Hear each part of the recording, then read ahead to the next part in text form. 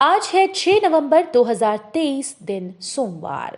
Welcome back to Clean News MP. चलिए देखते हैं मध्य प्रदेश की 25 फटाफट बड़ी खबरों को। इससे पहले आप न्यूज को कहां से देख रहे हैं हमें कमेंट में बताना बिल्कुल ना भूलें। साथ ही हमारे फेसबुक पेज को भी फॉलो करें। फेसबुक पेज का लिंक डिस्क्रिप्शन में दिया गया है। इस बार 10 तारीख को नहीं आएंगे लाडली बहना के 1250 रुपए, वजह जानकर हो जाएंगे खुश। मध्य प्रदेश सरकार की लाडली बहना योजना देश भर में चर्चित हो गई है। इसे शिवराज सिंह चौहान ने शुरू किया था। हर महीने पहले 1000 रुपए दिए गए, फिर राशि बढ़ाकर 1250 कर दी गई। हर महीने की 10 तारीख को बहनों के खाते में ये रुपए आते हैं, लेकिन इस बार 10 तारीख को नहीं आएंगे बल्कि पहले ही आ जाएंगे। 7 नवंबर को 1 करोड़ 31 लाख बहनों के खाते में राशि आएगी। इसके लिए आदेश तैयार हो गए हैं। दिसंबर तीसरे सप्ताह से चौथी से 8वीं कक्षा की अर्धवार्षिक परीक्षा। राज्य शिक्षा केंद्र ने नवंबर में होने वाली अर्धवार्षिक परीक्षा को आगे बढ़ा दिया है। आदेश में चौथी से 8वीं कक्षाएं की परीक्षा स्थगित की है। कारण यह है कि प्रदेश में विधानसभा चुनाव होना है, जिसमें अधिकांश शिक्षकों की निर्वाचन कार्यों में ड्यूटी लगाई है। यहां तक कि शिक्षकों को 17 नवंबर भी मतदान संपन्न करवाने की जिम्मेदारी सौंपी गई है। केंद्र ने दिसंबर में परीक्षा करवाई जाएगी। भोपाल में चुनाव ड्यूटी को लेकर 3 दिवसीय प्रशिक्षण। आज 6 नवंबर से 9018 कर्मचारी होंगे शामिल। आगामी विधानसभा चुनाव को लेकर कर्मचारियों को दूसरे चरण के प्रशिक्षण की शुरुआत आज 6 नवंबर से होगी। इस 3 दिवसीय प्रशिक्षण शिविर में 9018 कर्मचारी शामिल होंगे। इस दौरान कर्मचारियों को 2 सेंटर्स में ईवीएम, मॉक पोल वोटिंग, मतदान सामग्री लेने से लेकर जमा कराने तक का प्रशिक्षण मास्टर ट्रेनर्स के द्वारा दिया जाएगा। प्रदेश की लाइफलाइन हुई प्रदूषित, एनजीटी ने लगाई सरकार को फटकार। मध्य प्रदेश की नदियों में प्रदूषण का स्तर बढ़ता जा रहा है। ऐसे में नेशनल ग्रीन ट्रिब्यूनल ने चिंता जताते हुए सरकार को फटकार लगाई। एमपी की लाइफलाइन माने जाने वाली नर्मदा नदी समेत अन्य नदियां प्रदूषित हो गई हैं। ऐसे में एक याचिका के जरिए एनजीटी ने राज्य सरकार से नर्मदा को प्रदूषित करने वालों पर कार्रवाई की मांग की। एनजीटी के सेंट्रल बैंक ने नर्मदा सहित अन्य नदियों में प्रदूषण को लेकर चिंता जाहिर की है। सूर्या हाफ मैराथन दौड़ 19 नवंबर को। सैनिकों के साथ आम नागरिक भी बनेंगे हिस्सा। मध्य भारत एरिया में सूर्यमान बनो गतिमान बनो का नारा देते हुए आगामी 19 नवंबर को सूर्या हाफ मैराथन दौड़ का आयोजन किया जा रहा है। इसका उद्देश्य नागरिक और सैनिकों के बीच स्वस्थ जीवन व एकता को बढ़ावा देना है।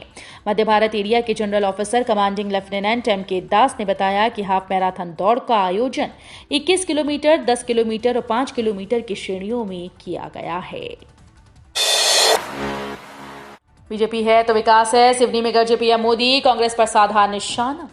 5 राज्यों के विधानसभा चुनाव के मद्देनजर राजनीतिक दलों का चुनाव प्रचार अभियान जारी है। मध्य प्रदेश में चुनाव के मद्देनजर पीएम मोदी प्रदेश के दौरे पर हैं। यहां उन्होंने सिवनी में रैली की और जनसभा को संबोधित किया।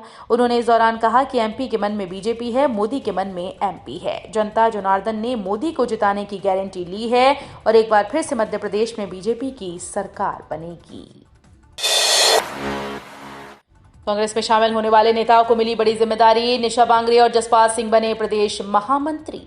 मध्य प्रदेश में कांग्रेस में शामिल होने वाले नेताओं को पार्टी इनाम स्वरूप बड़ी जिम्मेदारी दे रही है। कांग्रेस ने पूर्व डिप्टी कलेक्टर निशा बांगरे को प्रदेश का महामंत्री नियुक्त करने के साथ ही उन्हें स्टार प्रचारक की भूमिका में शामिल किया।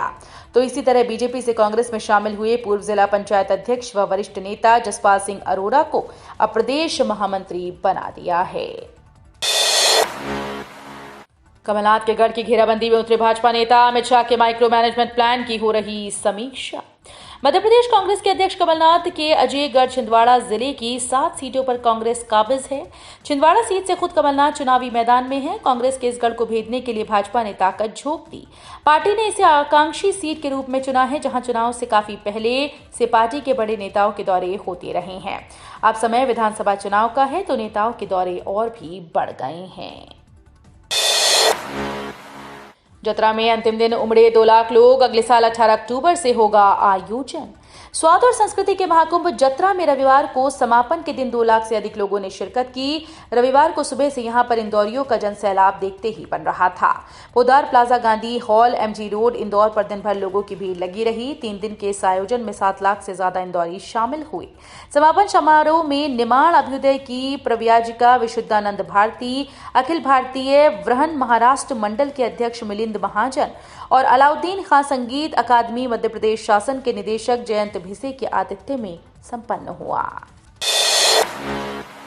किसानों से महंगे दामों पर प्याज खरीदकर सरकार पहली बार खेरची में बेच रही।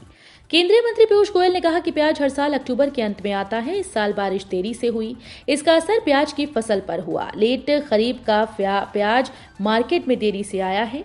सरकार पहले 2 लाख टन प्याज का बफर स्टॉक रखती थी, लेकिन इस बार देरी को ध्यान में रखते हुए 5 लाख टन बफर स्टॉक किया है। रात में सेहरन बरकरार, 8 शहरों में पारा 15 डिग्री से नीचे। वर्तमान में उत्तर भारत में कोई प्रभावी मौसम प्रणाली सक्रिय नहीं है। मध्य प्रदेश में एक प्रति चक्रवात बना रहने से हवाओं का रुख बार बार बदल रहा है। मौसम विज्ञानियों के मुताबिक वर्तमान में हवाओं का रुख दक्षिणी पूर्वी बना रहने के कारण प्रदेश के अधिकतर शहरों में दिन के तापमान में बढ़ोतरी होने लगी है। अनुराग ठाकुर बोले, सट्टा के रास्ते सत्ता पाना चाहती है कांग्रेस की गारंटी झूठी। मध्य प्रदेश में चुनाव प्रचार के लिए केंद्रीय मंत्री अनुराग ठाकुर भोपाल पहुंचे। इस दौरान उन्होंने एक प्रेस कॉन्फ्रेंस में कांग्रेस पर हमला करते हुए कहा कि कांग्रेस के किए गए वादों को फेल हो गया है। उन्होंने कहा कि न अब तक महिलाओं के खाते में 1500 रुपए आए, न युवाओं को रोजगार मिला, बागवानों से किया वादा भी नहीं निभाया, मोबाइल क्लिनिक से फ्री इलाज नहीं कराया और स्टार्टअप में कुछ भी नहीं दिया। अनुराग ठाकुर ने कहा कि कांग्रेस झूठी गारंटी दे रही है। शहर में डेंगू बन रहा परेशानी, 128 बच्चों का एलाइजा टेस्ट आ चुका पॉजिटिव। राजधानी में डेंगू के मरीजों की संख्या लगातार बढ़ती जा रही है। सरकारी और निजी अस्पतालों में अब तक 600 से अधिक डेंगू के मरीजों की पुष्टि हो चुकी है। अभी तक मलेरिया विभाग के सामने आए मामलों में डेंगू से पीड़ित बच्चों की संख्या सबसे ज्यादा है। छोटे बच्चे भी डेंगू की चपेट में आ रहे हैं। मलेरिया विभाग की माने तो शहर के अलग अलग हॉस्पिटल्स में अब तक 128 बच्चों में डेंगू की पुष्टि हो चुकी है। उन्होंने बताया कि अभी तक आने वाले केसेस में डेंगू को लेकर गंभीर नहीं है। पीयूष गोयल ने साधा कमलनाथ पर निशाना, बोले उनका उद्देश्य बेटे को गद्दी पर बैठाना। केंद्रीय मंत्री पीयूष गोयल ने पूर्व मुख्यमंत्री कमलनाथ पर निशाना साधते हुए कहा कि उनका सिर्फ उद्देश्य अपने बेटे को गद्दी पर बैठाना है और उनके साथ पार्टी नहीं है। वे स्वयं अकेले हैं। जनता भी इस बात से वाकिफ है कि कमलनाथ ने कैसे देश विदेश में अपने महल और संपत्ति खड़ी की। इंदौर पहुंचे गोयल ने INDIA को आड़े हाथ लिया। उन्होंने कहा कि ये कभी अस्तित्व में नहीं आ सकेगा। एक ऐसा गठबंधन है जो बनने से पहले ही बिखरना शुरू हो गया। भारत ने दक्षिण अफ्रीका पर वनडे में हासिल की सबसे बड़ी जीत। कोहली के शतक के बाद जडेजा ने बरपाया कहर। भारतीय टीम का विजयी अभियान विश्व कप में जारी है। उसने रविवार 5 नवंबर को अंक तालिका में दूसरे स्थान पर काबिज दक्षिण अफ्रीका को बुरी तरह हरा दिया। विश्व कप के 37वें मुकाबले में भारत ने कोलकाता के ईडन गार्डन्स में 243 रन से जीत हासिल की। उनके अलावा रविंद्र जडेजा ने कातिलाना गेंदबाजी करते हुए 5 विकेट झटके। केंद्र सरकार का बड़ा ऐलान, महिला सैनिकों को दिवाली का तोहफा। केंद्र सरकार ने दिवाली से पहले महिला सैनिकों को बड़ा तोहफा दिया। अब महिला सैनिकों को एक समान मैटरनिटी लीव मिलेगी, भले ही वो किसी रैंक पर हों। रक्षा मंत्री राजनाथ सिंह ने भी सभी महिला सैनिक कर्मियों को समान रूप से मातृत्व, शिशु देखभाल और दत्तक ग्रहण अवकाश देने संबंधी प्रस्ताव को मंजूरी दी।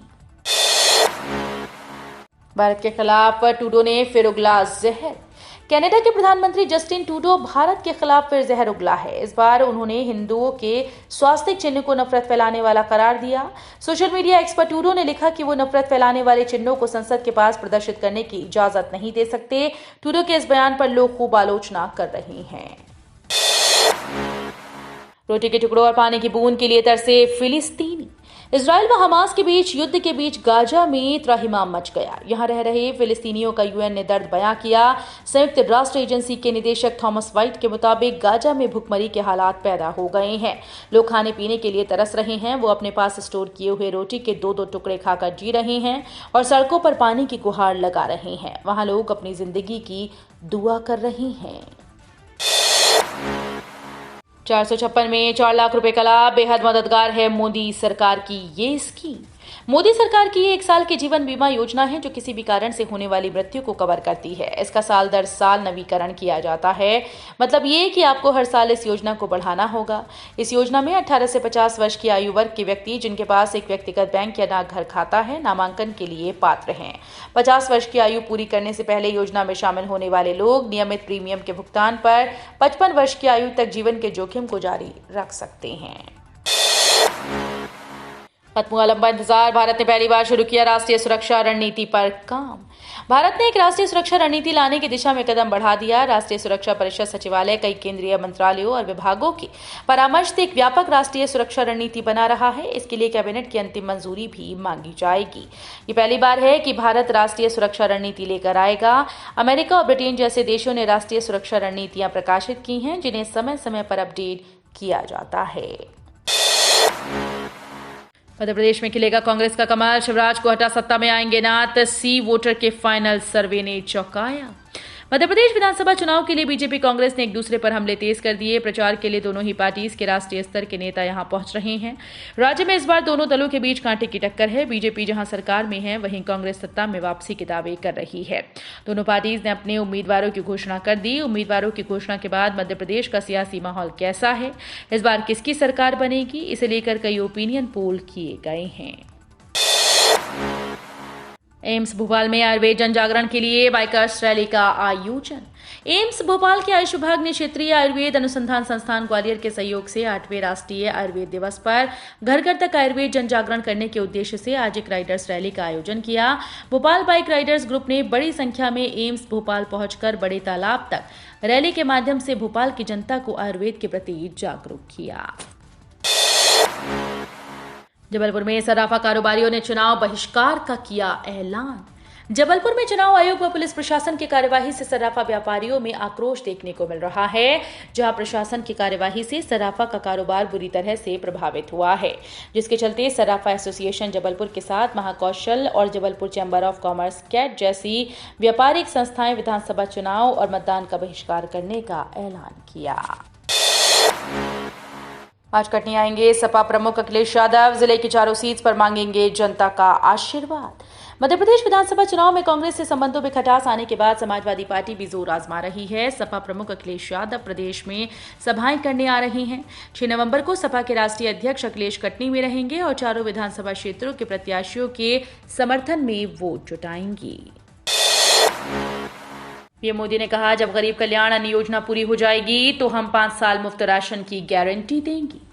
मध्य प्रदेश के सिवनी में प्रधानमंत्री नरेंद्र मोदी अपनी पार्टी के लिए चुनाव प्रचार करने पहुंचे हैं, जहां उन्होंने एक जनसभा को संबोधित कर कहा कि मैं गरीबी से बाहर आ गया हूं। मुझे किताबों में पढ़ने की जरूरत नहीं कि गरीबी क्या होती है। मैं गरीबों का दर्द महसूस कर सकता हूं। इसलिए आपके बेटे, आपके भाई ने बनाया है। उनके मन में एक बड़ा निर्णय है कि जब दिसंबर में प्रधानमंत्री गरीब कल्याण अन्न योजना पूरी हो जाएगी तो हम अगले 5 साल तक मुफ्त राशन की गारंटी देंगे। तो ये थी आज की 25 फटाफट बड़ी खबरें। अगर आपको न्यूज पसंद आई हो तो वीडियो को लाइक और शेयर जरूर करें। धन्यवाद।